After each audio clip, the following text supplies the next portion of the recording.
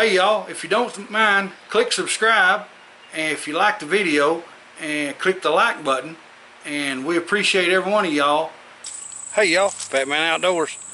Down here on the range at the house, gonna sight in my muzzle loader to make sure everything's working good. I took the scope off and put it back on, using it in a demonstration on how to mount a scope and get it square to your rifle.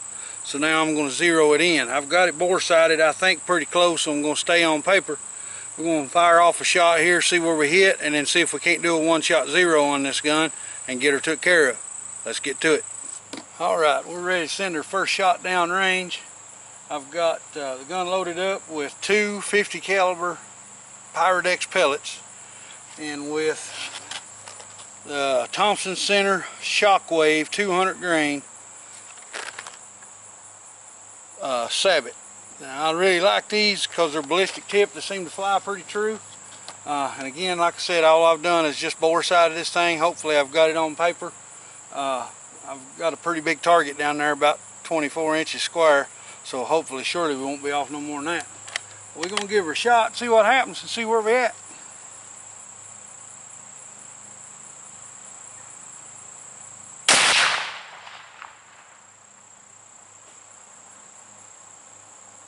I believe we're in pretty good shape. Let me get my spotting scope down here so I can see. Oh yeah, we're about 3 inches high and about 2 inches to the left. Alrighty, that's not bad for some redneck bore sighting. I may be getting better at this than I thought. Alright, so now we need to bring it down. I like this little Simmons scope that's on this rifle. It's older than the Hills. It's one of the old buckhorn, the golden horns, and it was on the gun when I got it. And it's, like I say, it's silver in color, so it matches the stainless rifle. But this little thing is really clear. It's an old scope. This scope's probably, I'm gonna guess this scope's at least 25 years old. Shoots really good, holds true. It always has, never fogged up. Ain't got no scratches or anything on it, and I have mistreated it. This thing has been used as a tool. It's fell off four-wheelers. Actually dropped it out of the boat once in about 3 feet of water, and got it out, walked up on the bank, poured the water out of the barrel, threw her off a safety, pulled the trigger, shot just fine. Loaded it back up, went back in the woods, killed a deer that afternoon. I about froze to death from the knee down though, because it dropped off in the boat in about 2.5 to 3 foot of water, and I had to get in there and get it. I started to step out of the boat and slipped, and boom, there it went. But anyway, let's adjust this thing. So now this is a 50-yard range, roughly, pretty close to 50 yards. One click moves it 1/4 of an inch at 100. So I need to move over. Let me zoom in on that. That target's got grid lines on it. I'm just going to move down about 4 inches. So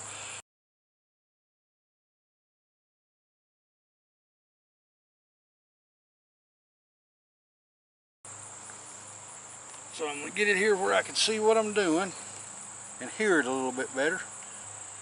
And that should got me awful close.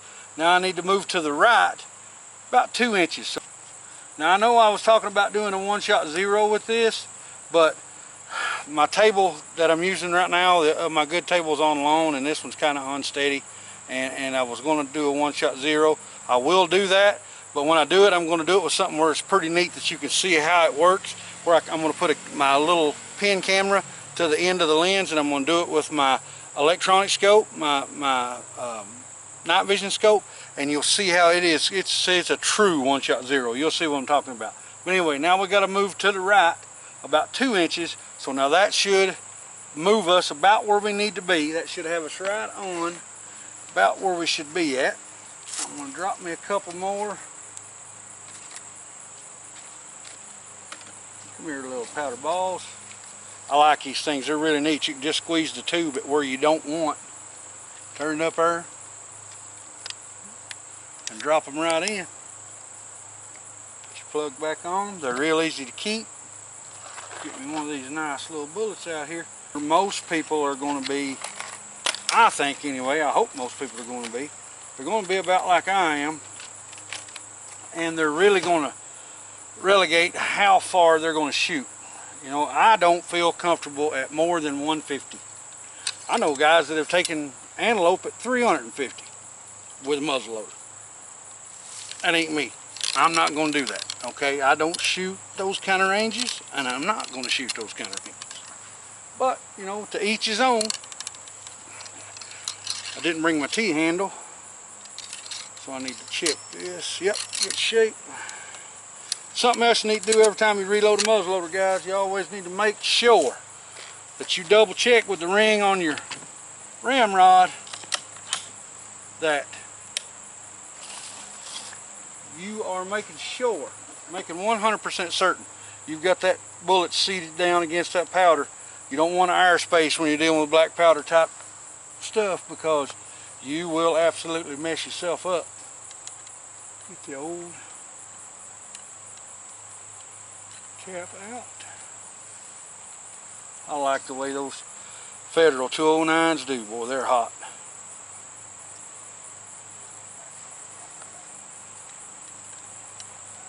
Alrighty, we are live and in living color again.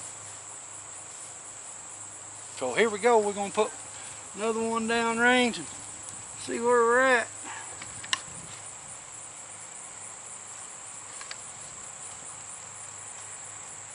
My neighbors may start shooting back here in a minute, I don't know.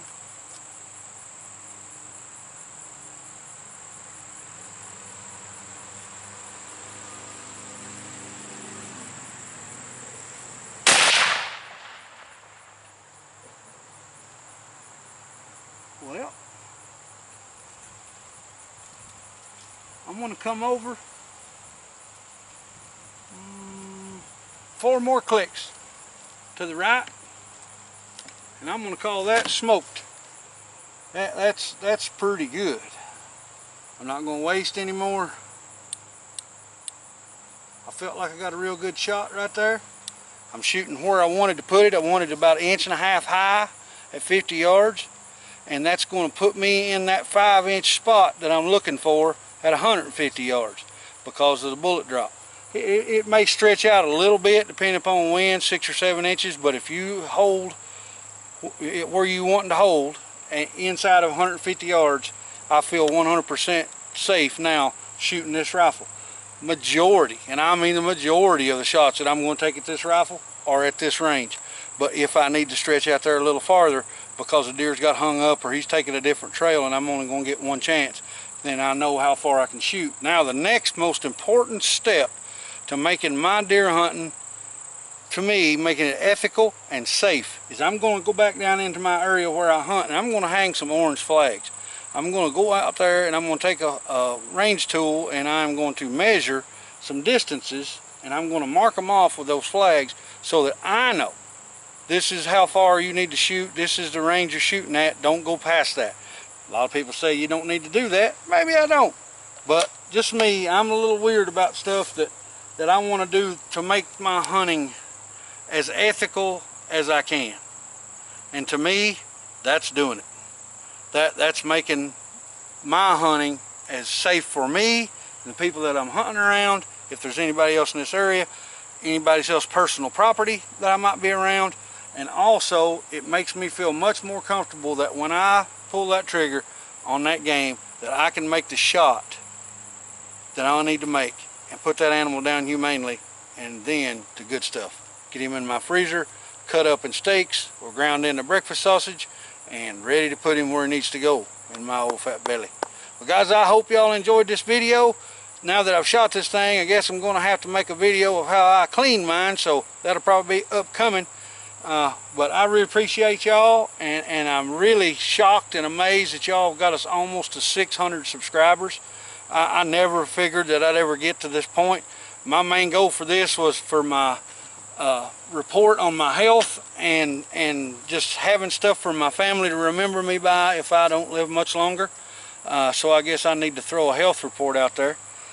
We've got my blood sugar and my blood pressure, we think, pretty much under control. My back wound is 100% healed. Still feels a little funny sometimes, but they ain't got no open spots or anything like that. We're doing good on wound care. They've started me on physical therapy with my legs. We're in discussion now of a power chair for when I have to go places. You know, like if we have to go to a store or out somewhere where I'm going to have to be forced to walk for a ways. I don't want to do that if I don't have to.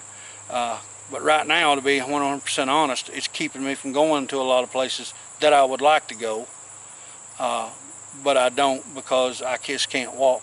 You know, a lot of times I'm that dude that you see sitting in the car at Walmart while everybody else is in Walmart. Because, you know, if it's on a Friday or I guess around the first of the month when everybody's getting their checks, you can't find a power chair in a lot of Walmarts, or when you find one, the battery's dead.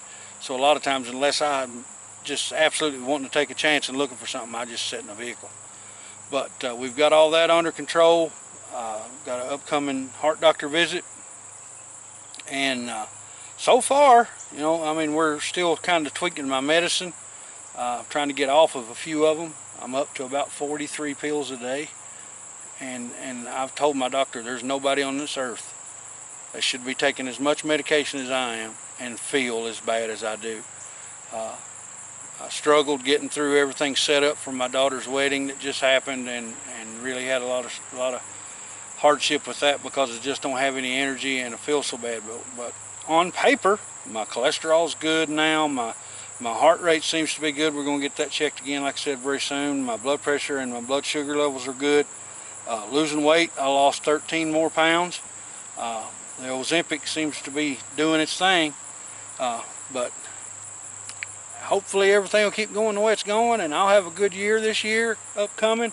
Hopefully deer season's going to pan out for us, help us get some deer in the freezer, because we really need to meat around here. Times are tough like it is with everybody else, and it's a hard thing to sit down with your wife when you start trying to figure out how we're going to budget the month, and we're going to have to cut back a little bit on what we're spending on food. That's not good. But you know, you got to do what you got to do. But hopefully everything will work out, and I appreciate y'all, everyone. I thank you for all your comments, as few of you put in video requests. I promise I'll get to them.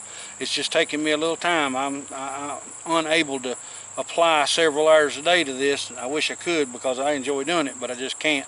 But I've got some stuff upcoming, and going to try some stuff when the weather gets a little bit colder out on the water, and try to do some fishing in the snow once it gets down pretty cold.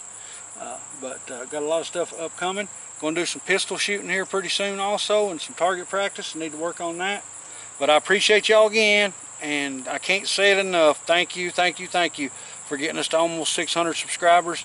Y'all the best, man. Y'all the true YouTube fans, and I love every one of you for watching the videos. I hope to see you in the next video. It's the Fat Man. I'm gone.